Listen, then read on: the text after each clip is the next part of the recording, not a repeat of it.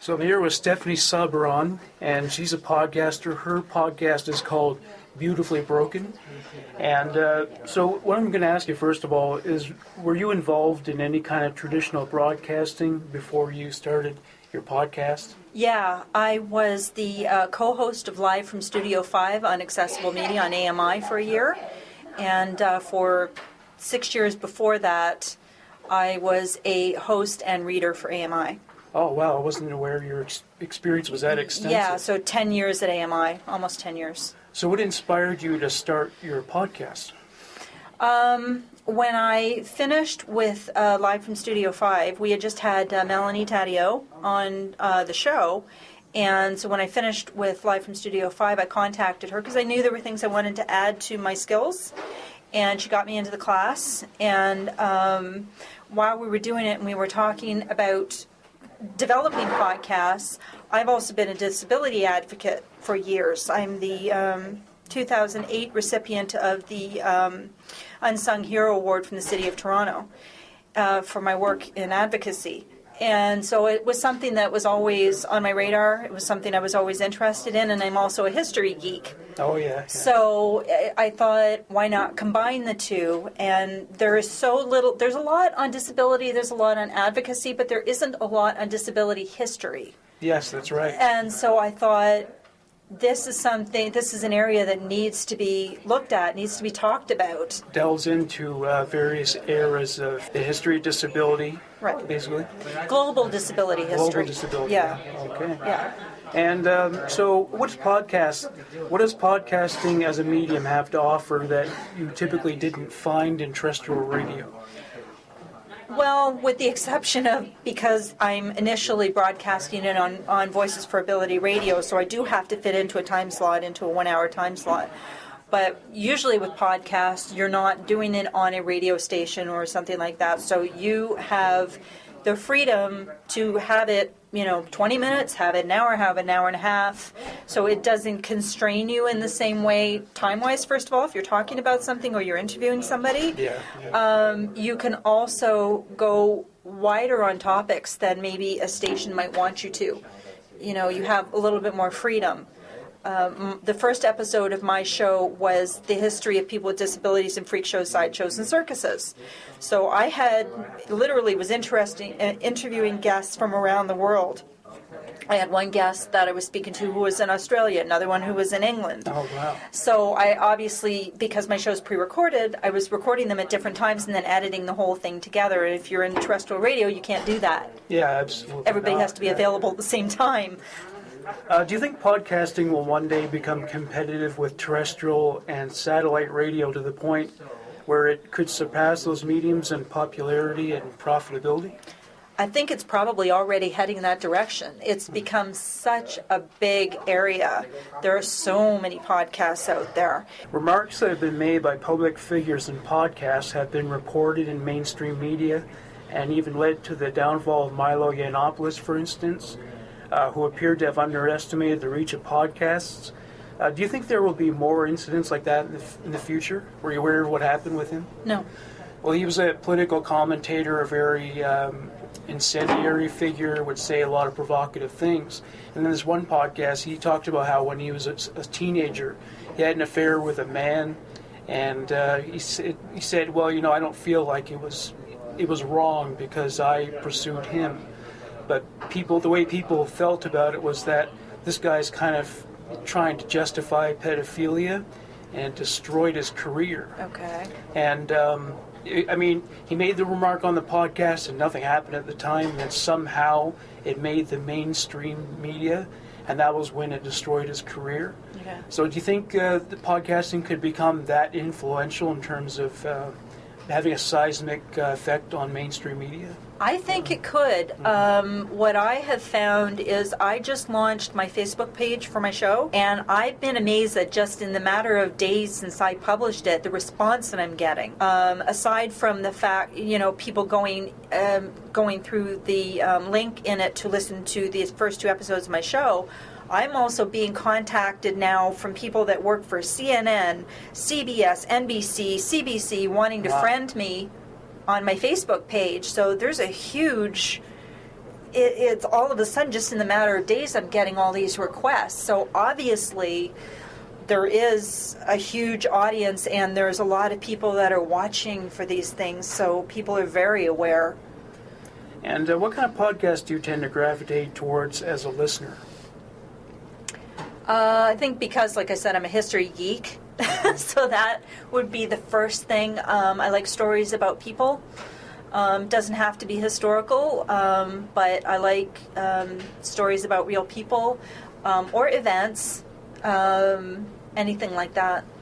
And what is your favorite podcast to listen to, and why? I like the Sick Boys podcast. I think they're great. Are you aware of the Sick Boys podcast? I know the name. I haven't listened to it.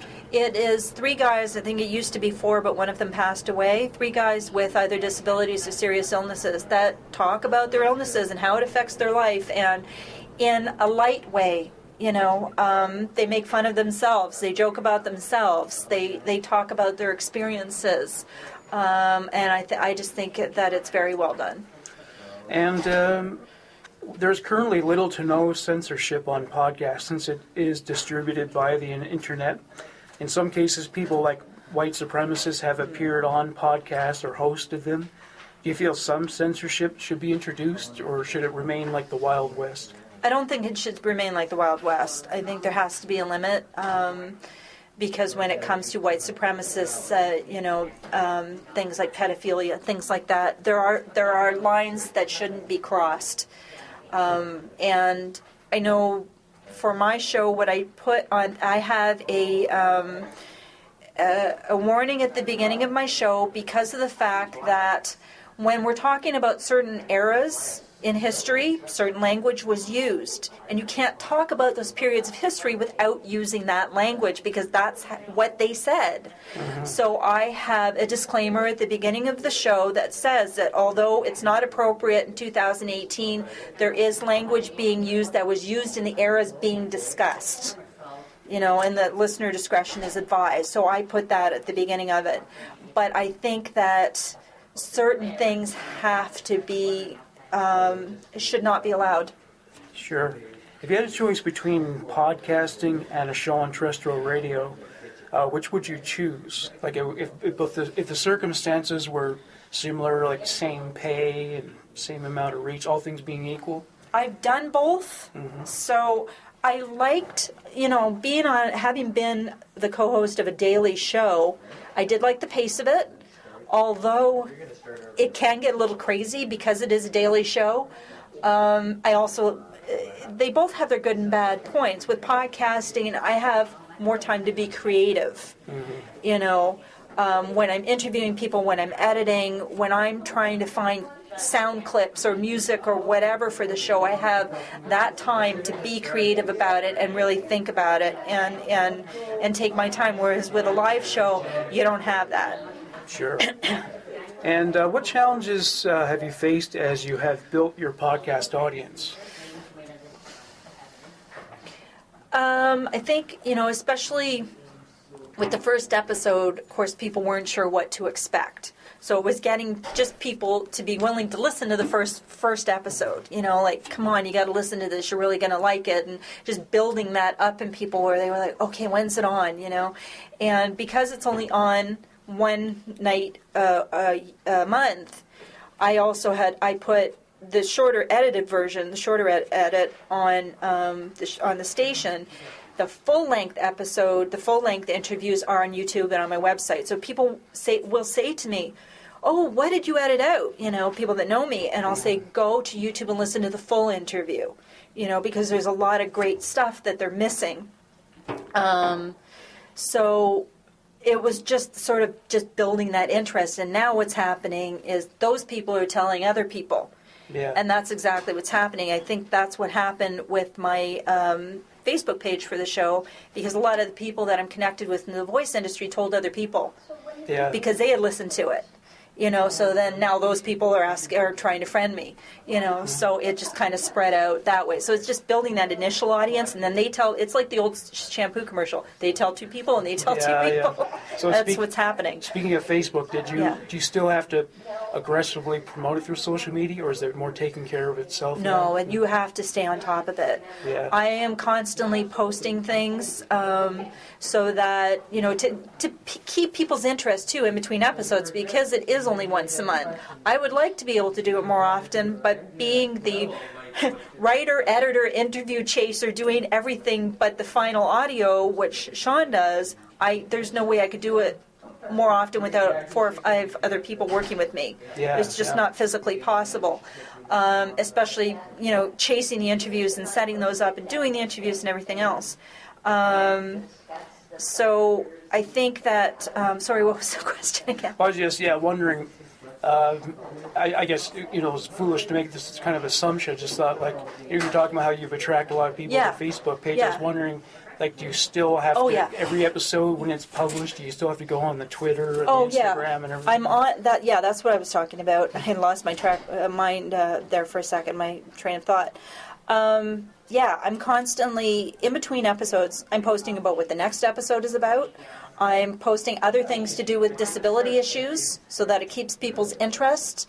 Other pieces that I find about disability history, posting those. Posting things about specific interviews that I did, so people go, oh, she interviewed that person? Oh, I want to go listen to that episode again. Or I want to listen to that episode because maybe they didn't listen to it.